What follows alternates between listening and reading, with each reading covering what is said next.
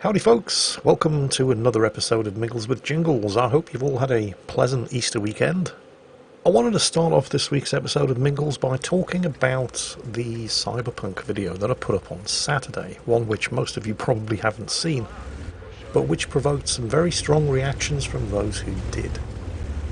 The first ending to the game that I've shown in the Cyberpunk series, and one that I thought CD Projekt Red were very brave for including, and handled it very, very well, because, well, let's not beat around the bush here, it involved suicide. Now, this particular ending to the game isn't the only occasion when playing through Cyberpunk 2077 where the developers have skirted with some very controversial issues. There's one mission in particular. It's called Cinnamon. And I played through it, and I recorded the playthrough, but I thought there is absolutely no way I am going to make a video out of this and put it up on YouTube, because the issues that that particular mission dealt with were a subject, or subjects, that I was not going to touch with the longest pole in the world. The Cinnamon mission involved you riding around with a convicted murderer who was on day release from prison, under police escort, as you drove him around Night City visiting the relatives of the people that he'd murdered. You see, this convict had caught Jesus in a serious way, and was genuinely filled with remorse for what he'd done, and all the people that he'd hurt as a result of being a drug-addicted killer, which had led to him being arrested and sent to prison. But while in prison, under sentence of death, but he decided that he wanted his death to mean something, so he'd gotten in touch with a media company before his execution. The media company had pulled strings and gotten him out of jail under police escort for his final day. A day which he spent going around all of the relatives of his victims and trying to make restitution to them. As you can imagine, they were varying degrees of success. Some of them forgave him, most of them didn't. But the media company were recording everything because they'd set him up with a brain dance. Now, for those of you who haven't played Cyberpunk, I'll give you the quick explanation.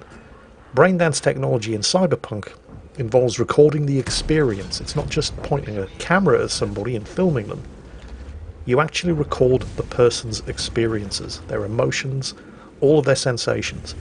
And that can then be played back and experienced by somebody. Watching isn't the right word, but I'll use it. Watching the brain dance. It's more experiencing the brain dance. So that was kind of controversial enough. But they were going to take it one step further, because he was sentenced to death, but he wanted his death to mean something. So at the end of the day, he was going to be taken back to the recording studio where he was going to be crucified. Now remember, all of this is being recorded on a brain dance, which means that people who play the brain dance back are going to experience everything that he experienced while he was dying of crucifixion. All of the guilt, the remorse, the pain, and of course his eventual death. So I played through this entire mission, and no matter how much I tried to talk him out of it, he was determined to go through with it. I don't even think it's possible to talk him out of it. It's going to happen. And I'd recorded this whole thing, but there was no way I was ever going to put a commentary track on it and release it as a YouTube video. I mean, this is YouTube we're talking about here. Forget it. I've had Cyberpunk videos demonetized because one of the characters... Oh, I must apologise for what's happening in the background video at this point. I've just taken over the camera. We'll have less of that. But yes, I've had Cyberpunk videos completely demonetized because Johnny Silverhand likes describing certain members of the Arasaka Corporation with the C word. YouTube absolutely shits themselves where that sort of thing's concerned. And I've had... Actually, this is kind of bizarre because I really don't understand YouTube's certification process. Graphic sexuality is also strictly forbidden on YouTube. And for quite some time now, YouTube have been running this thing that I believe they call it the self-certification program. Basically, what it involves is every time I upload a video to YouTube, I have to go through the content of the video and identify anything that might be potentially problematic. So, for example, if there's any foul language, you can get away with 1 or 2 F-bombs, but you absolutely cannot get away with a C-bomb. So, Johnny Silverhand, as we mentioned, does like referring to Hanako Arasaka using the C word, and whenever he does that, I have to basically accept that the video is going to have limited advertising, if any. Oh, for those of you who are actually watching rather than listening, comedy moment right here. Totally not worth it. Where were we? Oh yes. Foul language, of course, aren't the only things that YouTube doesn't like. Graphic sexuality is another thing. So the video where we had the flashback of Johnny Silverhand's last night alive, where he was getting it on with his girlfriend, Alt Cunningham, graphic sexuality. So as soon as I'd uploaded the video, I went through YouTube's checklist. Now I could have just lied and said that there was absolutely nothing in that video that might prove problematic for advertisers, but well, there's a reason why they call it a self-certification system. Because I have a history with YouTube of being good and rating my videos properly, I don't have to sit through a manual review, which could take forever, every time I upload a video. Because I rate the content in my videos honestly and accurately, most of my videos are cleared within minutes of their being uploaded.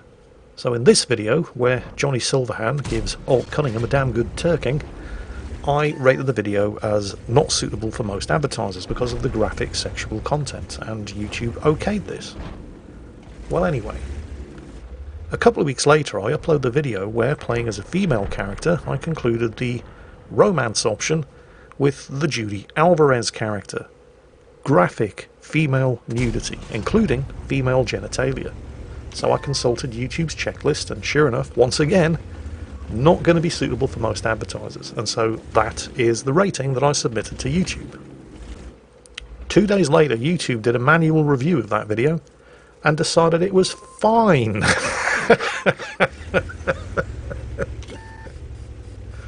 Johnny Silverhand refers to Hanako Arasaka with a very, very uncomplimentary word. YouTube shits themselves, not suitable for advertising. Johnny Silverhand gives his girlfriend a damn good seeing to. Graphic female nudity, not suitable for most advertisers. 2 weeks later, V and Judy Alvarez get it on. Female genitalia everywhere, absolutely fine. Confirmed by manual review. So I honestly have no idea what's going on with YouTube's rating system, but one thing that I knew was that there was absolutely no way I was going to upload a video of somebody having himself crucified in imitation of our Lord Jesus, while having it recorded and broadcast to the masses for public entertainment. Quite aside from the fact that I didn't know how I could possibly put a commentary on that without dropping myself in this shit, the idea that YouTube would be even remotely fine with that kind of video upload was just not something I was prepared to take a chance with. Massive props, by the way, to CD Projekt Red, because in my opinion the mission, which dealt with some very, very touchy and distasteful subjects, was handled in a very tasteful way, but there was no chance, none whatsoever, I was going to touch that on YouTube with the longest stick in the world. Fast forward to this weekend, where I have just uploaded the Cyberpunk video showcasing the first of the many available endings to the game. An ending in which the V character, deciding that since she was basically doomed anyway, and didn't see any reason why she should bring any of her friends down with her, decided that the easiest way out was to just end it all and shoot herself. Now, once again, I do have to say that I thought CD Projekt Red handled it all extremely well. And judging on the comments on that video, the overwhelming majority, in fact, the unanimous opinion seems to be that you all agree. Because the way that they handled it, well, first they didn't show the actual suicide itself, because that would have just been completely tasteless.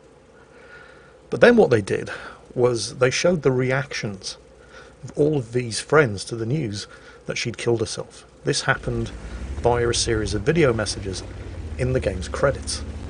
So you had the whole range of different ways that V's friends showed their grief. You had Vic, the Ripper Doc, consumed by guilt, thinking that he should have done something, he should have done more, tearing himself up, convinced that if only he'd done this or that, or anything, maybe things wouldn't have ended that way. Then you had Judy Alvarez, who tried to make her peace, but just ended up breaking down into tears and was unable to continue. You had Panam Palmer, who reacted with anger, furious that V should have taken what she saw as the easy way out, and so on and so on. Because people handle grief in different ways. But the important thing was that by including these end credits video sequences, CD Projekt Red showed that suicide is not a victimless crime. The victims are the ones that have to stay behind and deal with the grief and the loss. And I suspect that a lot of you out there suffer from these kind of problems. In fact, I think if we're all being honest, almost all of us have had to deal with this sort of thing at some point during our lives when things get especially bad. It doesn't look as if there's any way out. And if we haven't, I think most of us know somebody who has. So this particular video seemed to touch people on a very, very personal level. And reading the comments on this video, it became apparent, well, a couple of things became apparent. Many of you have had to deal with the fallout of somebody that you know and love taking their life. Or at some point in your life have considered taking your own. And everybody who watched that video and the way CD Projekt Red handled the whole subject unanimously had nothing but praise to give CD Projekt Red for the manner in which they dealt with it. So while on the one hand I absolutely chickened out of doing the Cinnamon video, there was just no way I was going to touch the subject of a convicted criminal having himself crucified in order to do penance for his sins while having the whole thing recorded and broadcast for public entertainment purposes. But I kind of justified that to myself, because I think you'd have to look pretty long and hard to find anybody in real life who'd been affected by that kind of situation. But when it came to showing the suicide ending in Cyberpunk 27, I realised that most, if not all of us, have been affected either directly or indirectly by chronic depression, self-harm, and thoughts of or acts of suicide. So honestly, regardless of how controversial the subject of the video might have been, I felt that I really did need to do it. And based on the comments of that video, those of you who do have unfortunate experience of the whole subject really seem to appreciate not just the tasteful way in which it was handled, but the fact that CD Projekt Red also included some scenes showing the effects of suicide on the people who love you the most. And it seemed to be very, very much appreciated. And again, I really cannot applaud CD Projekt Red enough, not just for having the courage to deal with the subject, but to show the full effects of the subject, and hopefully go in some way to dispelling the myth that suicide is a victimless crime. Well anyway, moving on. I wanted to talk about viewer engagement on YouTube videos and some very strange and amusing things that I have noticed over the course of the last couple of months. Contrary to popular belief, simply subscribing to a channel and clicking the bell notification icon does not guarantee that you get alerted to whenever your favourite content creators put a new video up. I discovered this last week, and it came as a massive surprise to me, because surely that's what the whole point of subscribing and enabling notifications is for, so that you get notified when somebody that you've subscribed to uploads a video. You might think that, but you clearly don't operate on the same plane of reality as YouTube. It turns out that subscribing and hitting the bell are just two forms of engagement. And engagement is what drives whether or not you get anything recommended to you in your YouTube newsfeed. And there are many different forms of engagement that you can have with a content creator and the videos that they upload. Subscribing, hitting the notification bell, but also just watching the video, leaving a like or a dislike, and leaving a comment on the video. So what does this mean? Well, bear with me here, because this is actually going to be kind of amusing. So by far the number one form of engagement, as YouTube terms it, that people have with YouTube content creators is simply watching the video. You're just browsing YouTube, you see a video that you like the look of. I do this all the time. It's not somebody that I've ever heard of. I'm not subscribed to their channel. I'm certainly not enabling notifications. I just watch the video. I may remember to give a thumbs up. I might not. More often than not, I don't leave a comment. So that's one engagement point, if you like. I've just watched the video. And this is by far what happens to most people. In fact, if I took a look at my latest World of Tanks video that went up on Friday, right now, nearly 70,000 views. It's pretty good. 427 comments. That's fairly standard for this channel. 6,311 likes, 70 dislikes. So straight away you can see that the number of people who are heavily engaging with that video, the people who are leaving comments, the people who are leaving likes or dislikes, are vastly in the minority compared to the 70,000 people who just watched the video. So what that means, as far as the YouTube algorithm is concerned, is that the people who are watching the video, which are the majority, but they're not doing anything else, will probably at some point in the future see more of my videos in their YouTube newsfeed. The people who are leaving comments and leaving a like or a dislike are much more likely, especially if they're also subscribing and have notifications enabled, much more likely to be notified whenever I upload a video. They're not guaranteed, but they are demonstrating their engagement with my videos to such an extent that they are far more likely to have them recommended in future. Yeah, you with me so far? Okay. All of which brings me to, once again, back to my Cyberpunk videos, which are easily the least popular videos that I upload, but hey, that's fine. Now remember, the less you engage with a video, the less the chance that YouTube is going to recommend future videos from that content creator to you. All of which is very amusing. Because I have been noticing over the course of the last couple of months, ever since I started uploading the Cyberpunk videos, that there is one person in particular who is not subscribed to me, certainly doesn't have notifications enabled, and definitely does not like the Cyberpunk videos, because without fail, every time I upload one of those videos, he's right there in the comments.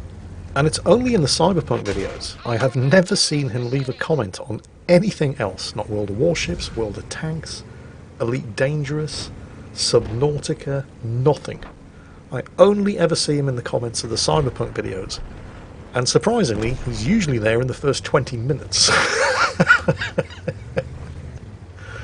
And, well, one, he's watching the video, or he's at least clicking on it because you kind of have to in order to leave a comment and a dislike, which is what he's also doing. So there's 3 points of engagement on a video that he doesn't want to watch.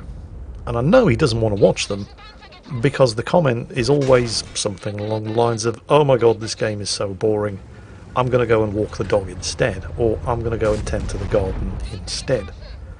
I'm actually starting to look out for his comments now. And they are getting earlier and earlier. Do you know why? Do you know why it is? He's able to leave his comments telling me how much he doesn't like these videos within, usually now, the first 10 minutes of the video being uploaded. Because he's engaging with my Cyberpunk videos 3 times as much as the overwhelming majority of people who actually like watching them. So he's getting instant notifications every time one of these new videos goes up. Videos that he doesn't actually want to watch. And I think that's hilarious. Not least of which because possibly my biggest Cyberpunk video hater is engaging with these videos 3 times as much as most other people, and that's all helping the YouTube algorithm, getting these Cyberpunk videos recommended to other people who've been watching other Cyberpunk videos. So, I mean, hey, as long as he's happy, I'm not going to complain. To quote Simon Whistler, smash that dislike button. It's all food for the YouTube algorithm god. I love my job.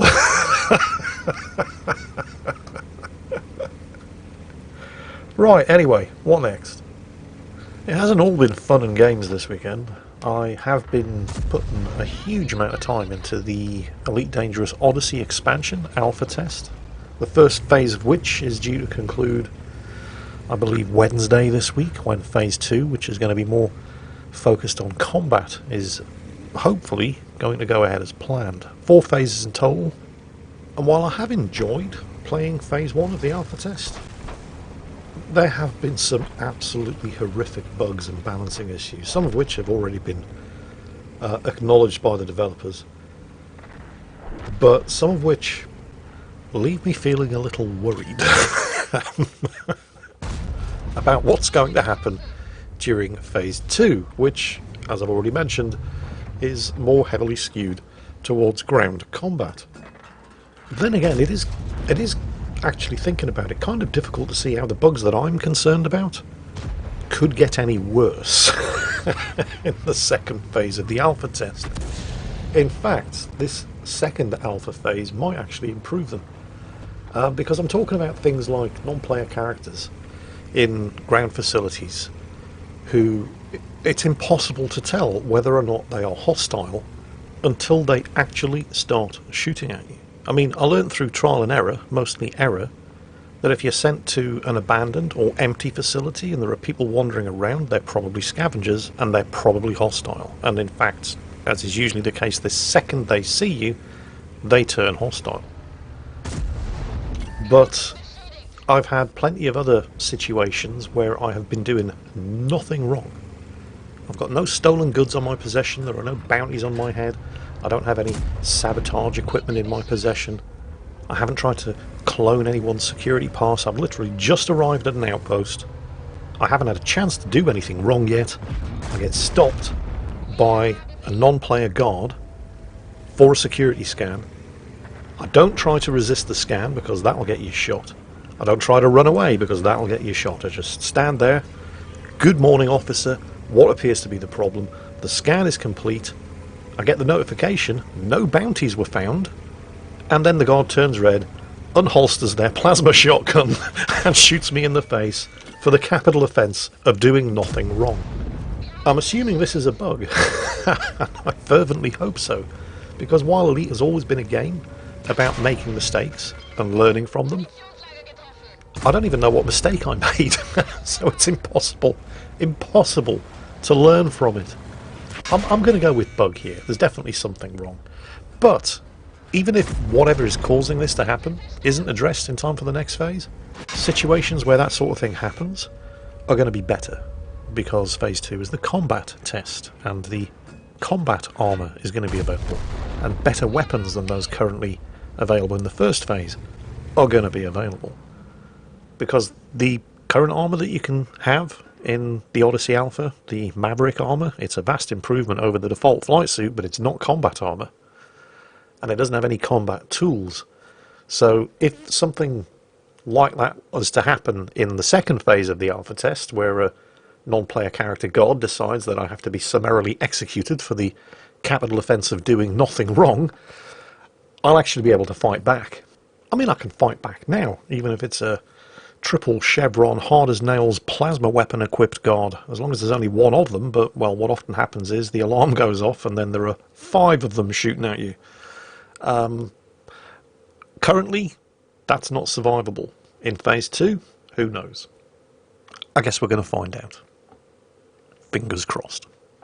Anyway, that's it for this week's episode of Mingles with Jingles. I hope I've given you something to talk about. If so, you know where the comments section is. And in the meantime, as always, take care, stay safe, and I'll catch you next time.